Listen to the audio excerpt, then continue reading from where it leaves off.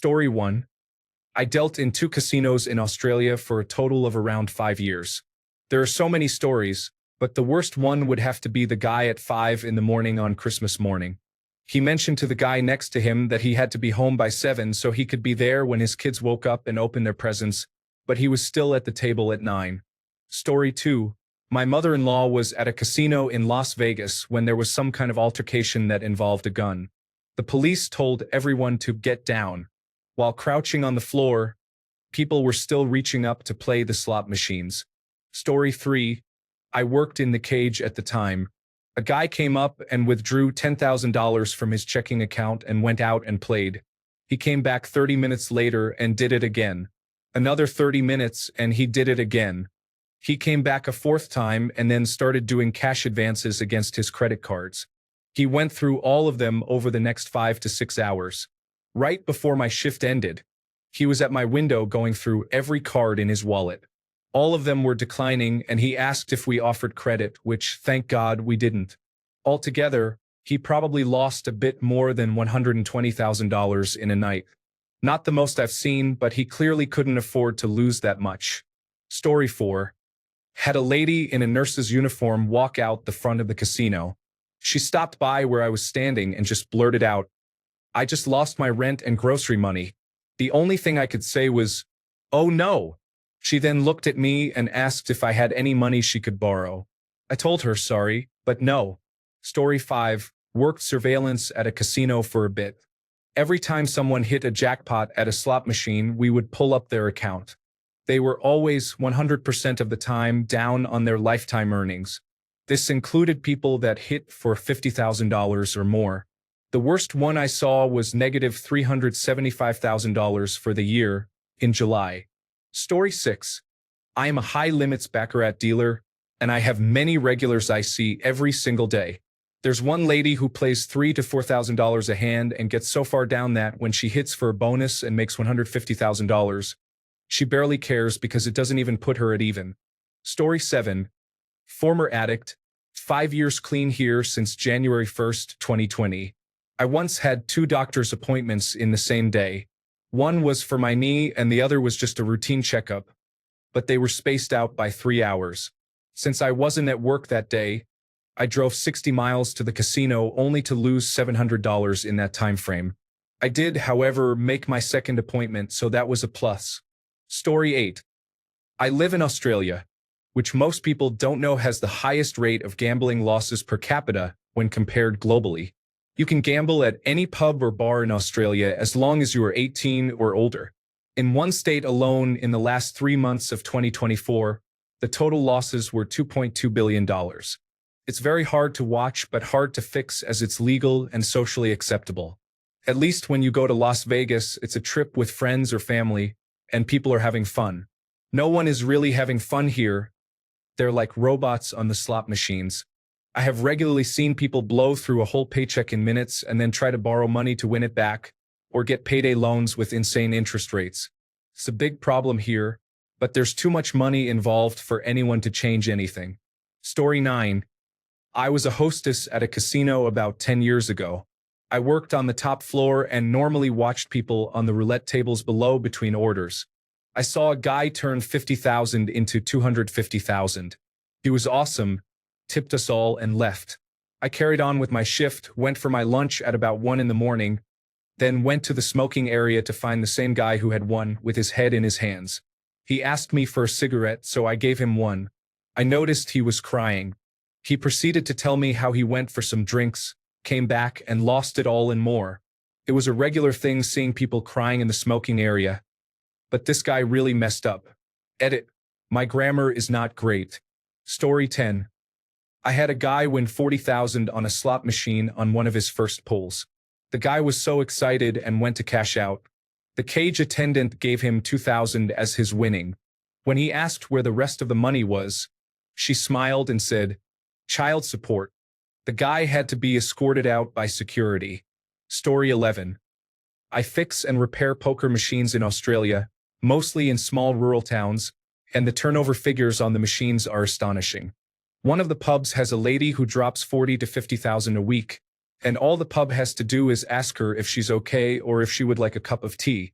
People get so mad when they lose on these machines that they smash the screens or play button assemblies. It is absolutely bonkers and completely government endorsed. Story 12. My first time in Vegas, I went with a large group of people. One of the boyfriends started off strong at blackjack. At one point, he was up $300 from the $25 he had started with. But then he lost it all, which for me meant he lost $25. That was not how he took it, and for the rest of the time we were there, he tried to win the $300 back. I don't know how much money he lost, but I do know he had drained his checking account and maxed out a credit card. He didn't win back any money. Story 13. Worked in a casino restaurant in my 20s. I would finish my shift and walk through the casino to my car.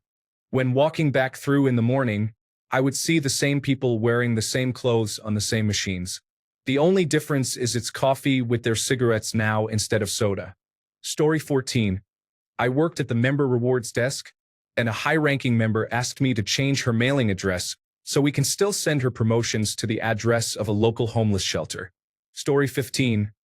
I've seen big losses of about 100,000, but the one that stood out to me the most was a guy who started betting 50 a hand on blackjack. He lost, came back, and put up another 200 to 500 a hand while he was shaking. He went to the ATM 3 times. The last 500 he lost, as I was about to grab the chip, he held his 500 in green in the bet. I had to tell him to let go. I think he was down 10,000 that night, and it looked like his life savings. I never saw him again after that. Story 16. I worked at a casino as security for about a year, so I have plenty of stories. But in relation to your question, I saw a guy come in with a group of friends, never seen him before. He proceeded to win $10,000 that night on a couple of slots. I saw him come back every night for the next month, always walking out with his head down. The casino I worked at was small, but every decent payout had to be done with security present. So yes, he went through it all thinking he had the system figured out and then some. Lots of people had similar fates. Story 17. Guy started with $300 and could do no wrong. When he got up to $5,000, we asked if he wanted to go to a high rollers pit because people would jump in on his game and mess him up. He said yes if I followed him there. In the high rollers pit, he again could do no wrong, but what he was doing was chasing bets he lost with higher bets. This worked out for him for a long time. He got up to almost 100 grand from $300. He called his girlfriend to get packed. They were going to Vegas to get married. He started losing. I told him to stop when he got to 80,000. He told me he just lost 20 grand, and if he made it back, he would quit. I told him he had 180 to stop. By the time the girlfriend got there, he lost it all and had $3,000 in markers. When she got there, he got up, held her, and cried. Story 18. Well, I have 16 years in the casino business. I was a dealer for about 3 years and a pit boss for 9. The saddest thing I witnessed happened over time. There was a genuinely nice couple that came in and played Let It Ride. The game has atrocious odds, utterly boring, and I was always miserable dealing it. The woman was in her early 50s, quite overweight and wheelchair-bound, and the husband was very thin and mousy. The husband was always the one to play, and the wife would sit behind him. They didn't even bet heavily, but they were there 7 days a week, 4 hours a day, weeks in a row. As time went on, they stopped being as nice to the staff and to each other. They were both obviously not taking care of themselves as they had been, hygienically speaking. Eventually, one night, the husband turned around to ask the wife for more money, and she absolutely broke down in a shaking, sobbing fit, just uncontrollably inconsolable. He was pretty demanding, and she was slow handing over the last couple of 20s out of her purse. And she said, "Tom, this is it. If you lose this, we won't eat this month." I absolutely refused to take the money, called my supervisor over, and explained the situation. Thankfully, unlike a lot of places, they backed that decision up. That was very early on in my career, and it really hit me hard that I had taken tens of thousands of dollars from those people. If I remember right, we evicted them for life and connected them with the state problem gambling service. When I was a pit boss watching a table in high limit, I saw a guy buy in for 5,000 and run it up to about 250,000 by the time I went home. Bad run. So I come back in the next day at 5 p.m. and the guy is still there. Not surprising. The guy has about 125,000 in chips in front of him. So I say, "Oh man, Dave took a bit of a thumping while I was sleeping." The pit boss I was relieving was standing off to the side making the stop talking gesture. So I chuckled and went over to get him relieved. Turns out the guy had given it all back and was in 350,000 more. Oof. Probably the craziest thing I had seen in all of those years was a guy, again in high limit. I was there all the time once I was a pit boss, who got beat up all night. Just hours of getting thumped. After a particularly nasty beat on some splits and double downs, he said, "I lose one more hand. I'm going on the floor." I informed him that would be a super bad idea and went over to call surveillance and security. It was right at the end of a shoe, so I'm calling while the dealer is shuffling. Security is up there close, but not too close. Surveillance is watching. First hand out of the shoe, dealer 10, peeks and rolls over the ace. Quicker than I could blink. The dude has his pants down, grunting. Gaming commission and security were not happy arresting the guy, but I was entertained. Story 19. Worked in the industry for 20 years. The worst addiction I saw was a woman, probably in her late 30s, who sold a boat she didn't own twice to two different people.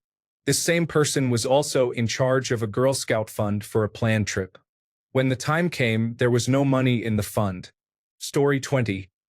I lost $17.50 at a claw machine in Atlantic City. It was 25 cents ago. I was 8 years old. I remember shaking my head and thinking, damn, I had better not ever gamble. Never did. And never touched a claw machine again. Story 21. Worked at a casino for a few years in my early 20s doing front of house executive and high-level player engagement. There was a woman in her 70s who played big but always made some money back. Well, she finally hit for around 1 million United States dollars and promptly told the casino she would no longer be gambling or visiting. She was steadfast in that promise. Fast forward a year, and the casino wants their money back. They invite her down with all of the complimentary offers for her birthday. Okay, but I'm still not gambling. We extended the invitation and gave villas and free everything to every gambling-aged family member she had.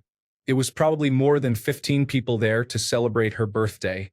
By the end of the week, the family members gambled nearly $700,000 of her money back into the casino. Story 22. Not a casino employee, but we got a call at work one night for a check on well-being. It was casino security requesting us to check on a subject who had lost a lot of money at their tables. The security manager advised that the subject left and was heard making a comment about wanting to end their life due to their losses. Thankfully, I got to the address and was able to speak with the subject. They were embarrassed but eventually told me that they had a gambling problem and that this wasn't the first time. They ended up being transported to the hospital and then eventually spoke with one of our social workers, who was able to get them into therapy. Last I saw them, they had gotten out of debt and started their own business. Story 23.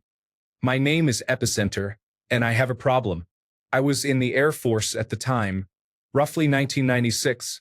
I tagged along with a couple of friends to Las Vegas. I had no idea what I was doing but went into Caesar's Palace with $100. The dealers helped me learn craps. I left that weekend with $2,300. Had a blast. Approximately a year later, I returned on a temporary duty assignment. I was supposed to be there 6 weeks. I blew through my whole checking and savings account, maxed out every credit card I had, and was only there a total of 3 weeks.